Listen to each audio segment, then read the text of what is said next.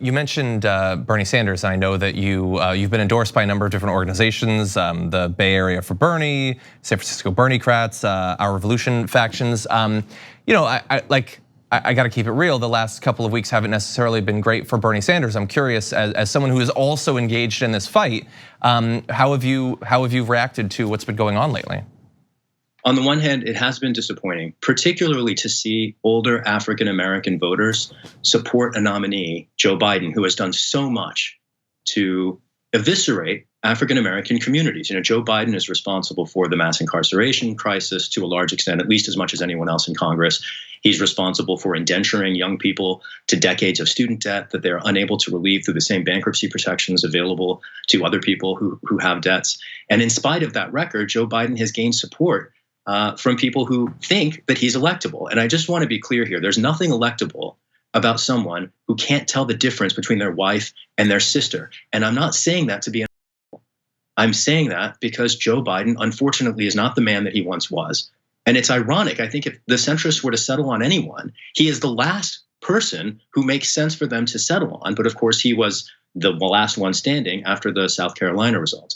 At this point in the race, in years past, lots of candidates had done well on Super Tuesday who did not go on to secure the nomination. Mm-hmm. This race isn't done yet by a mile. There are plenty of delegates left. Bernie still has the most support of any single candidate in the race. When we look at Biden's support, it's not support for him. What it is ultimately is careerists racing to defend their positions. And I think it's sad that the entire Democratic establishment seems more devoted to their careers than to beating Trump. The nominee best poised to beat our criminal president is clear. He has the most donors, he has the most volunteers, he fills the largest spaces, and he has a movement, entire generations behind him.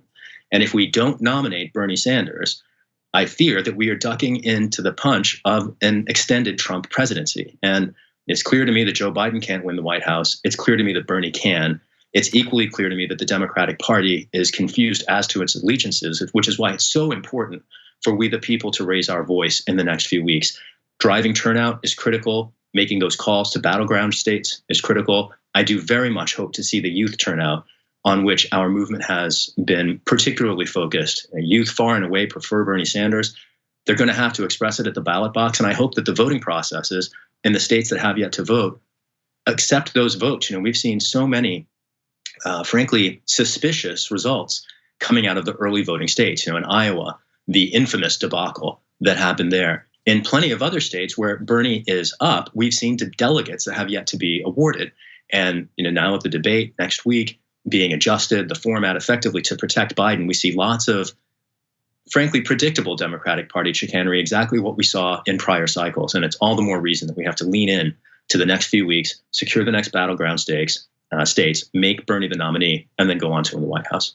I can't disagree with you there. Obviously, best of luck to him in what remains of the race, and I agree, it is far from over. And also in your own race as you go up against this titan in the Democratic Party of Nancy Pelosi. Best of luck to you. Shahid Buttar, candidate for the 12th District of California. Thank you so much again. Thanks for having me.